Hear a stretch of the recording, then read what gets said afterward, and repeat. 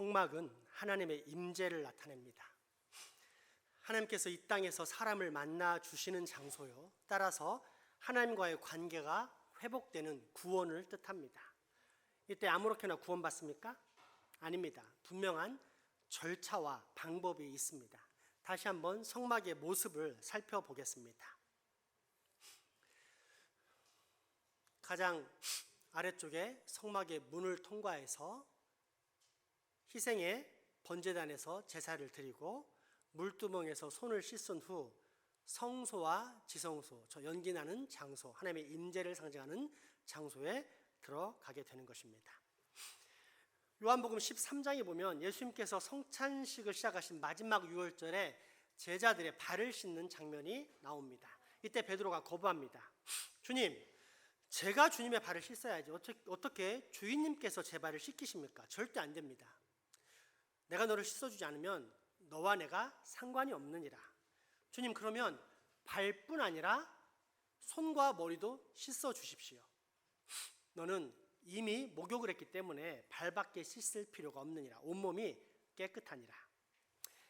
이를 신앙생활로 표현하자면 영원한 정죄와 형벌로부터 구원받는 구원의 회개는 딱 한 번 일어나는 것이요, 이렇게 구원받은 후에도 죄를 짓게 되는데 그런 죄에 대한 회개는 수시로 있다는 뜻입니다. 여러 번 주제했다시피 구원은 하나님과의 관계 회복입니다. 하나님과 아무런 관계가 없이 살 뿐 아니라 하나님을 무시하고 대적하는 죄악에 둥글던 사람이 이제는 하나님을 알고 하나님의 뜻대로 살아가게 되는 것이 구원입니다. 그러면 모 이단 단체가 주장하는 것처럼 구원으로 죄 문제가 해결되었으니 다시는 회개할 필요가 없습니까? 아닙니다. 그것은 말 그대로 이단입니다. 회개해야 합니다. 아직도 우리가 죄를 짓고 있다는 사실, 그래서 이 죄를 해결해야만 한다는 것을 인정하지 않을 수 없기 때문입니다. 우리의 경험이 그렇고 또 성경이 그렇게 가르칩니다. 따라서 회개에는 두 가지 종류의 회개가 있다는 사실을 분명히 깨닫게 됩니다. 아니, 아직도 그 사실을 잘 모른 채 헤매고 있다면 이제는 분명히 깨달아야 합니다. 하나는 근본적이고 본질적인 회개로서 하나님께 등지며 내 마음대로 살다가 그 죄악의 자리에서 돌이켜 하나님을 향해 나아가는 단 한 번의 회개입니다. 사람의 영혼이 원죄로 말미암아 하나님과 아무런 관계없이 살았던 죽은 상태에서 다시 살아나게 되는 것입니다.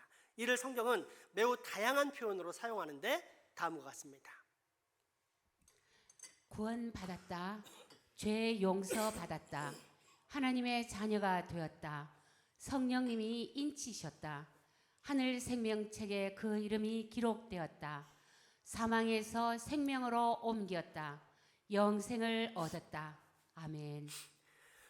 신학적으로는 이런 회개와 더불어 예수님에 대한 영접을 합쳐서 중생이라고 표현합니다. 회개는 세상을 향했던 마음을 끊어버리는 것으로서 세상을 사랑했던 마음과 내가 내 인생의 주인이 되어 마음껏 살아왔던 것을 뉘우치는 것입니다. 그리고 영접은 예수님을 나의 구원자로 내 인생의 진정한 주인으로 받아들이는 것입니다. 이런 회개와 영접을 합쳐서 중생, 거듭남, 다시 태어남이라고 합니다.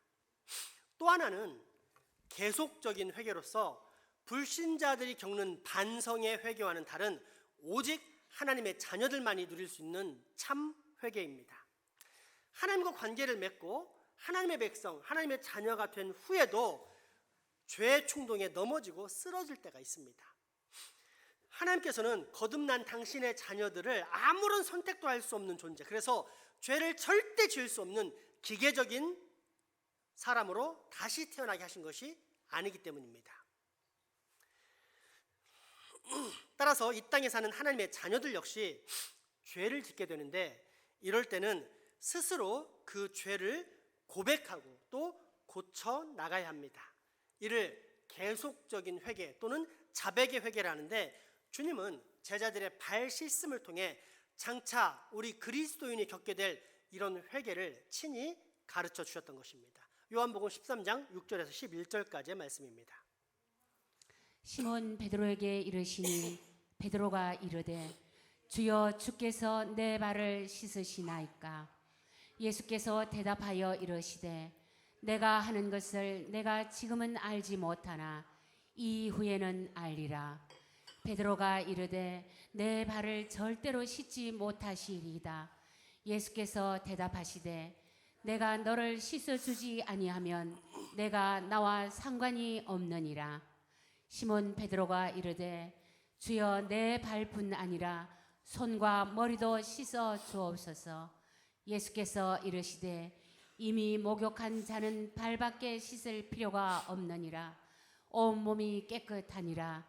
너희가 깨끗하나 다는 아니니라 하시니 이는 자기를 팔 자가 누구인지 아심이라. 그러므로 다는 깨끗하지 아니하다 하시니라. 아멘. 그런데 이런 근원적이고 본질적인 회개와 더불어 계속적인 회개, 이 두 가지 회개는 이미 구약의 성막에서 가르쳐 주신 내용입니다. 뜰문, 곧 성막의 문으로 들어오는 것이 예수님의 표현으로는 목욕하는 것, 신학적으로는 중생입니다. 당시 하나님께로부터 구원을 허락받는 유일한 방법은 성막이었습니다. 성막 안에 구원의 내용과 절차가 있고 이 절차를 따라 지성소로 나아갈 때 비로소 하나님을 만나 내 모든 죄가 용서받고 완전한 구원을 얻기 때문입니다. 오직 성막 안에만 구원이 있었습니다. 이때 성막이 어떻게 들어갑니까? 담을 타고 넘어가면 됩니까? 높이뛰기를 통해 단숨에 뛰어넘으면 됩니까? 아닙니다. 그러면 들어갈 수 있을지는 몰라도 구원은 받을 수 없습니다. 하나님께서 정하신 구원의 절차를 무시했기 때문에 오히려 더 큰 형벌과 저주를 받게 됩니다. 그렇다면 어떻게 들어갑니까? 남녀노소, 빈부귀천 할 것 없이 누구에게나 환히 열려있는 큰 문, 그러나 오직 하나밖에 없는 유일한 문을 통해 걸어 들어갑니다. 그런데 이 성막의 문이 무엇을 뜻한다고 했습니까? 하나님이자 만왕의 왕이시자 사람이 만왕의 왕이시지만 사람이 되사 죄악과 저주의 형벌에 매인 우리를 대신해서 죽음을 당하신 예수 그리스도입니다. 따라서 우리가 이 성막 문에 들어서기만 하면, 오직 예수 그리스도를 믿기만 하면 우리는 목욕한 자, 중생의 은혜를 입은 구원의 백성이 되는 것입니다. 그리고 나서 첫 번째 맞이한 장소가 번제단입니다. 이는 예수님께서 우리 대신 죽으신 저 십자가 대속의 은혜와 능력을 상징합니다. 비록 우리는 아무런 힘 안 들이고 구원을 받았지만 실제 그 무시무시한 죄악으로부터 우리가 구원받은 것은 그토록 끔찍한 십자가의 고통과 처벌이 있었다는 것을 가르쳐주는 상징이자 실제, 그것이 바로 번제단입니다. 예수님께서 죄인인 나 대신 이런 끔찍한 저주와 형벌의 죽음을 담당해 주셨기 때문에 내가 살게 된 것입니다. 그렇게 우리는 저 거룩한 하늘 번제단인 십자가에 대한 이해를 반드시 가지고 있어야만 합니다. 구원의 은혜와 능력이 어디로부터 나오는지, 그래서 내가 누구를 항상 신뢰하고 의존해야만 하는지를 깨달아야 하기 때문입니다. 그리고 이렇게 번제단을 통과하면 이후에 만나게 되는 것이 오늘 본문에 나오는 물두멍인데, 사진으로 보면 다음과 같습니다. 먼저 이게 물두멍 자체 사진입니다. 이 물두멍이 어떻게 활용되고 있는지 제사장의 사진과 함께 보시겠습니다.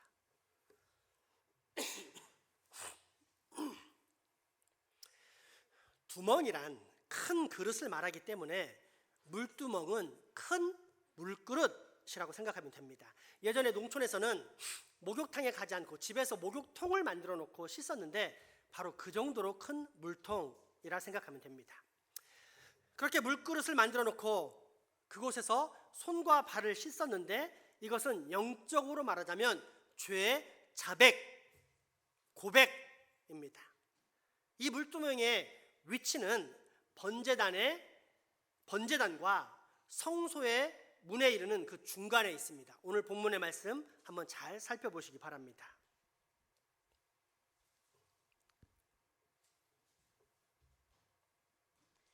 여호와께서 모세에게 말씀하여 이르시되 너는 물두멍을 노스로 만들고 그 받침도 노스로 만들어 씻게 하되 그것을 회막과 제단 사이에 두고 그 속에 물을 담으라.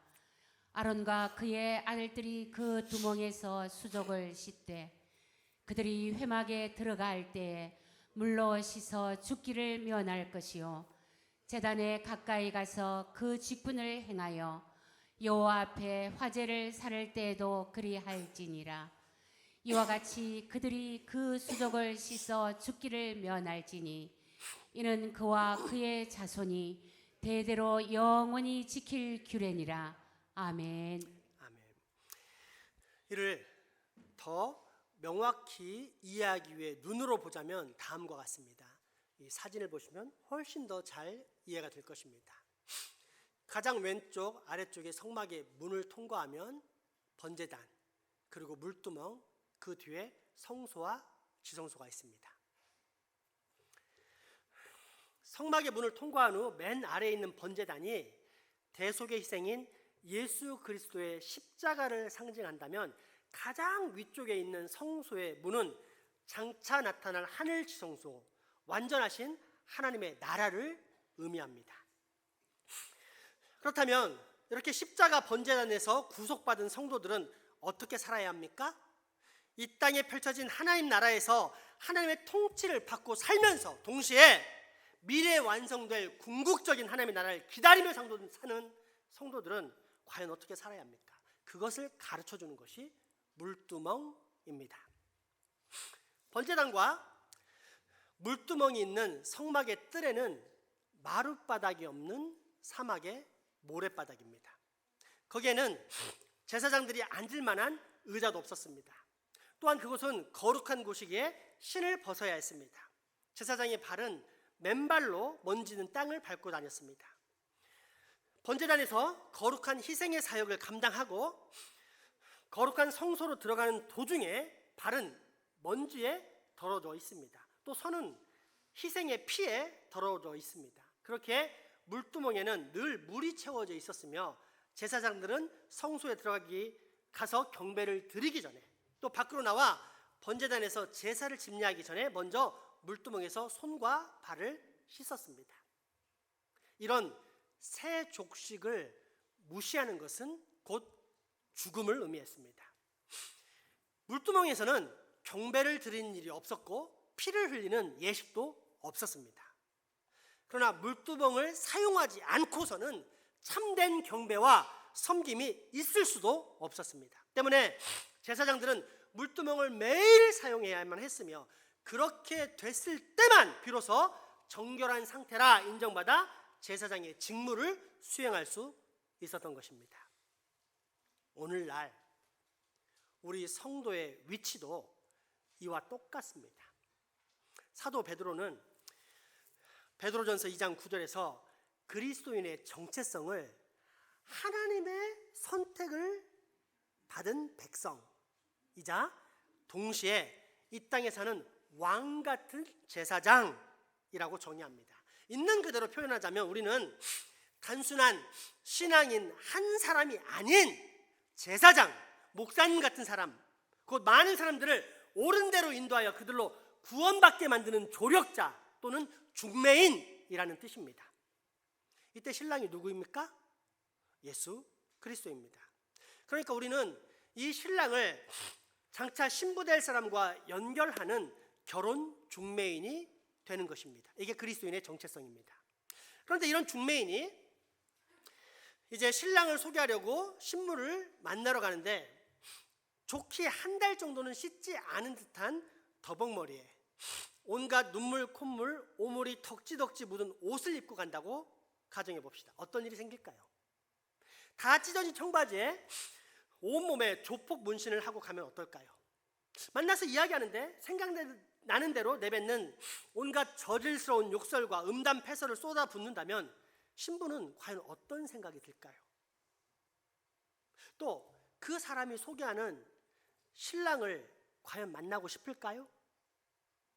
아마 중매인뿐 아니라 그 신랑마저 모욕하면서 그 자리를 박차고 일어날 것입니다. 구약시대의 성막 제사장들이 이와 똑같았습니다. 깨끗하지 못한 제사장은 여호와를 모욕하는 행동을 저지른 것이기 때문에 섬기는 직분을 감당하기는커녕 반드시 죽임을 당했습니다. 왜냐하면 거룩은 단 한 번의 예외도 없이 세상 시작부터 끝날까지 하나님의 집에서 영원히 요구되는 필수 항목이기 때문입니다. 따라서 아무리 제사장이라도 만약 그에게 더러움이 있으면 그는 결코 제사장의 임무를 수행할 수 없었던 것입니다. 오늘날 성도의 위치가 바로 이것입니다. 성도는 번제단에서 예수 그리스도의 십자가 희생으로 말미암아 죄의 문제를 해결받고 의롭게 된 사람, 말 그대로 거룩한 무리입니다. 예수님께서 베드로에게 말씀하신 대로 이미 목욕한 사람들입니다. 원죄의 문제를 완벽하게 해결하여 더 이상 정죄와 저주의 형벌을 당하지 않습니다. 그렇다고 죄 없는 자, 즉 자기 스스로 범하는 자범죄를 짓지 않는 사람은 아닙니다. 목욕은 했어도 발은 씻어야만 합니다. 영원한 저주와 형벌을 가져오는 원죄의 문제는 해결했어도 이후 자기 욕심을 따라 짓게 되는 자범죄의 모든 문제를 해결해야만 하는 것입니다. 이런 자범죄의 문제를 사도 요한은 다음과 같이 표현합니다. 요한일서 1장 1절에서 10절까지의 말씀입니다. 만일 우리가 죄가 없다고 말하면 스스로 속이고 또 진리가 우리 속에 있지 아니할 것이요 만일 우리가 우리 죄를 자백하면 그는 미쁘시고 의로우사 우리 죄를 사하시며 우리를 모든 불의에서 깨끗하게 하실 것이요 만일 우리가 범죄하지 아니하였다 하면 하나님을 거짓말하는 이로 만드는 것이니 또한 그의 말씀이 우리 속에 있지 아니하니라. 아멘. 우리는 모두 죄를 짓고 사는 죄인이지만 하나님의 자녀 우리 그리스도인이 우리의 죄를 자백하면 하나님은 미쁘시고 의로우셔서 우리의 죄를 용서하시며 우리를 모든 불의에서 깨끗하게 하신다는 말씀입니다. 실제로 죄를 자백하는 순간 우리는 깨끗하게 용서받습니다. 성경은 이를 마치 동이 서에서 먼 것처럼 우리의 죄악을 완벽하게 처리하신다고 가르쳐 주십니다. 반면 자백하지 않으면 스물스물 올라온 죄가 나를 사로잡으면서 내 마음속 보좌에 앉아 계신 예수님을 슬그머니 밀어내고 그 자리에 올라가 주인 행세를 하기 시작합니다. 그리스도인으로서 가장 가까워야 할 예수 그리스도와 가장 멀리 떨어지는 아이러니가 발생하게 되는 것입니다. 예를 들어 제가 어렸을 때 아버지의 양복 호주머니에서 돈을 훔쳤는데 그때부터 저는 아버지 어머니를 피해 다녔습니다. 혹시라도 그 앞을 지나 다닐 때면 들킬까 봐 옷깃을 여미고 가슴을 추스르며 다녔고 이후로도 가급적 멀리 떨어져서 돌아다녔습니다. 그런데 이 사실을 아는지 모르는지 아버지 어머니는 여전히 특유의 자식을 향한 사랑의 눈으로 바라보시는데 그게 더 미칠 것 같았습니다. 이쯤 되면 돌아서야 합니다. 돌이켜야 합니다. 회개해야 합니다. 그럼에도 불구하고 꽤 오랫동안 저는 여전히 자백하지 않았습니다. 왜? 자백하면 내 욕심을 충족시킬 수 있는 알라딘의 램프를 내 스스로 끊는 셈이 되기 때문입니다. 죄가 나를 사로잡아 나와 가장 가까울 뿐 아니라 내가 반드시 신뢰하고 의지해야만 하는 아버지 어머니와의 교제를 멀리하게 만든 것입니다. 우리의 신앙생활이 이와 똑같습니다. 한 번 구원받은 사람은 절대 하나님과의 관계가 끊어지지 않습니다. 하지만 교제는 끊어집니다. 우리의 구원은 나의 선택으로 하나님을 선택한 것이 아니라 하나님이 나를 불쌍히 여기서 나를 선택하셨기 때문에 한 번 결정하시면 후회함도 변덕스러움도 없는 하나님의 성품에 따라 절대 우리의 구원은 끊어지지 않습니다. 하지만 교제는 끊어집니다. 하나님 아버지가 가까이 하려고 해도 아들이 찔리는 마음에 또 현재 욕심을 불모로 주인 행세를 하고 있는 죄의 충동으로 말미암아 하나님으로부터 스스로 멀리 도망쳐 그 아름다운 하나님과의 교제가 끊어지고 마는 것입니다. 따라서 그리스도인인 우리, 특별히 왕 같은 제사장이라는 정체성을 가진 우리는 날마다 물두멍으로 가야 합니다. 씻어야 합니다. 자기의 모든 죄를 고백해야 합니다. 그래서 탐심을 회개해야 합니다. 도둑질을 회개해야 합니다. 부모님께 불효를 회개해야 합니다. 자식 학대를 회개해야 합니다. 형제간에 우애하지 못함을 회개해야 합니다. 남편을 존경하지 못함을 회개해야 합니다. 아내를 소중히 여기지 못함을 회개해야 합니다. 강포한 행동을 회개해야 합니다. 습관적으로 행하는 더러운 입술을 회개해야 합니다. 마음속의 음란을 회개해야 합니다. 악으로 달려가는 길이 빨랐던 발걸음을 회개해야 합니다. 틈만 나면 분열시키고 비방했던 삶을 회개해야 합니다. 교만을 회개해야 합니다. 질투를 회개해야 합니다. 분노를 회개해야 합니다. 게으름을 회개해야 합니다. 탐욕을 회개해야 합니다. 탐식을 회개해야 합니다. 정욕을 회개해야 합니다. 허영심을 회개해야 합니다. 또한 매일 성경을 읽지 않았던 삶을 회개해야 합니다. 날마다 주야로 말씀을 묵상하지 않았던 삶을 회개해야 합니다. 기도하기를 쉬는 죄를 범했음을 회개해야 합니다. 감사보다 원망과 불평, 불만이 많았던 것을 회개해야 합니다. 하나님의 나라와 그 의가 무엇인지 알면서도 행하지 않았던 삶을 회개해야 합니다. 하나님의 영광보다 내 영광을 추구했던 것을 회개해야 합니다. 보이지 않는 하나님의 칭찬보다 당장 눈에 보이는 사람의 칭찬과 인정을 갈망했던 내 죄를 회개해야 합니다. 입술로는 하나님을 따른다 하면서도 실제적으로는 내 유익을 쫓았던 죄를 회개해야 합니다. 예수님을 믿고서도 거룩하기에 게을렀던 모든 죄악을 회개해야 합니다. 그러면 이때 비로소 우리는 이 땅에서 왕 같은 제사장의 삶을 온전히 살게 되는 것입니다. 구원받은 우리 그리스도인의 인생 여정, 저 하늘나라로 향하는 철로 역정은 매우 단순합니다. 저 멀리 큰 산성, 거대한 요새가 있습니다. 그것은 그 어느 누구도 건드릴 수 없는 막강한 요새, 그러면서도 세상 그 어떤 곳과도 비교할 수 없는 아름다운 생명으로 가득 찬 곳입니다. 때문에 모든 사람들이 그 한 산성을 향해 이 길로 저 길로 각각의 길로 힘껏 달려갑니다. 아니, 달려갈 수밖에 없습니다. 왜냐하면 내 뒤에서는 10m도 넘는 어마어마한 거인, 그것도 좋게 수만 명은 되어 보일 듯한 죽음의 거인들이 몽둥이를 들고서 나를 잡아 죽이겠다고 쫓아오고 있기 때문입니다. 그래서 우리는 도망가서 저 안전한 산성을 향해 달려가는 것입니다. 그런데 설상가상으로 바로 앞에 1000m가 넘는 어마어마한 장벽이 세워져 있습니다. 도저히 내 힘으로는, 아니 그 어떤 사람의 힘으로도 치울 수가 없습니다. 돌아가려고 해도 사방은 늪지대요, 악어와 독사떼들로 가득하였기에 저 산성으로 가는 유일한 방법은 이 길밖에 없었습니다.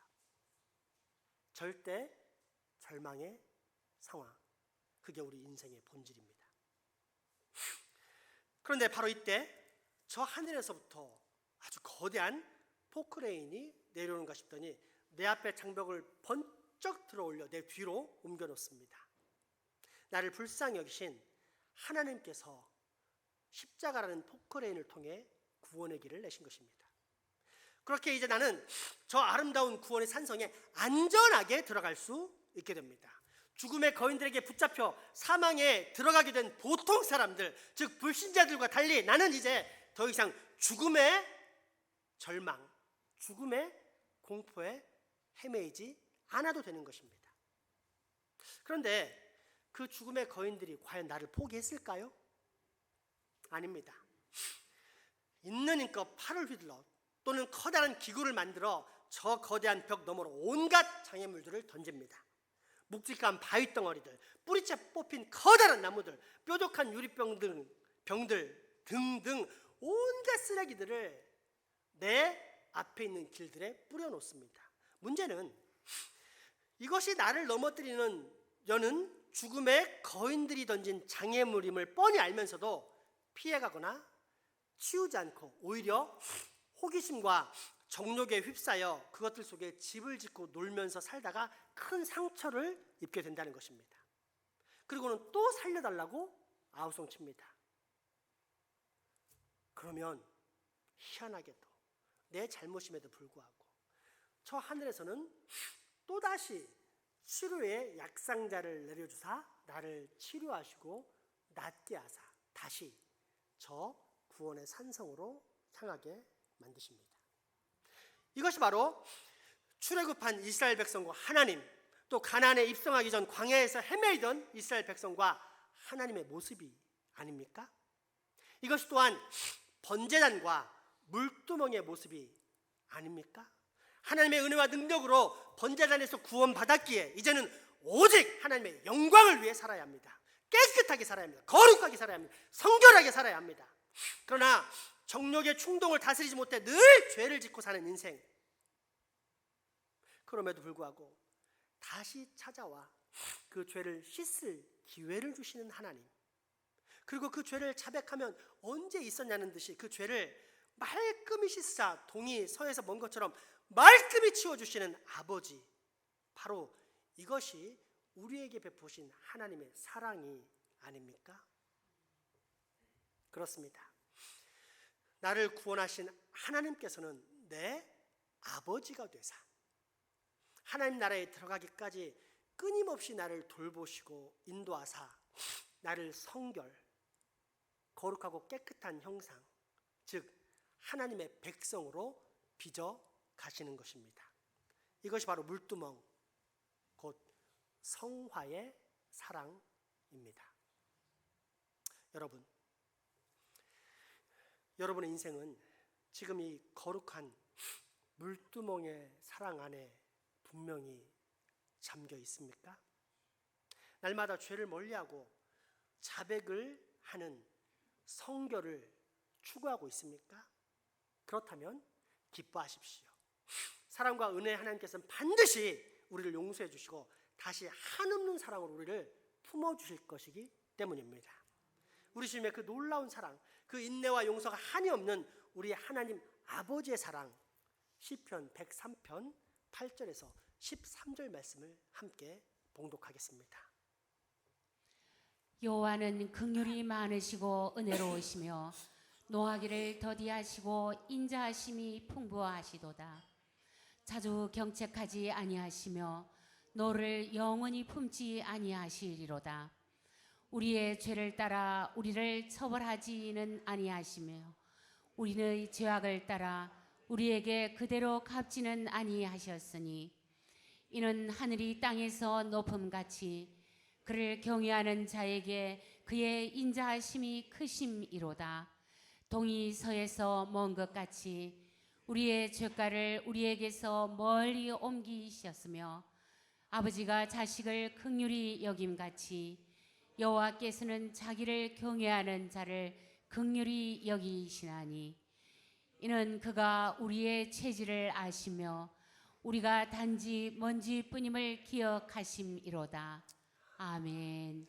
하나님께서는 우리를 이렇게 사랑하십니다. 기도합시다. 인내와 용서가 풍성하신 사랑의 하나님, 구원받았음에도 배은망덕한 삶으로 날마다 죄 짓는 데 담대한 우리를 여전히 기다리시고 용서하신 하나님 아버지는 우리의 모든 경배와 찬양을 받기에 합당하신 영광의 하나님이십니다. 그러나 주님, 이제는 더 이상 물두멍의 신앙, 성결을 외면하지 않기 원합니다. 주님, 간절히 바라오니 우리로 날마다 죄를 멀리하게 하시고 혹 범죄했다 하더라도 자백하고 회개함으로 늘 주님과 가까이 하는 삶 살게 하여 주시옵소서. 예수님의 이름으로 기도합니다. 아멘. 헌금하시